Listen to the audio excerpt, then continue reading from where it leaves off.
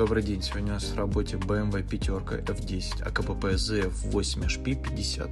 Владелец автомобиля жаловался на толчки при переключении с первой на вторую, рывки при остановке и легкие удары при включении драйв или реверс. Пробег 173 тысячи километров. После вскрытия трансмиссии мы обнаружили изношенные фрикционные стальные диски, а также выработку на ступице Е, на ступице С, износ шлицов ступицы А, выработка на барабане D, люфт сателлитов планетарной передачи. После вскрытия гидроблока мы обнаружили, что рассыпались дорожки на сепараторной пластине, износились демпферы, а также соленоиды не прошли тест на гидростенде, а они под замену.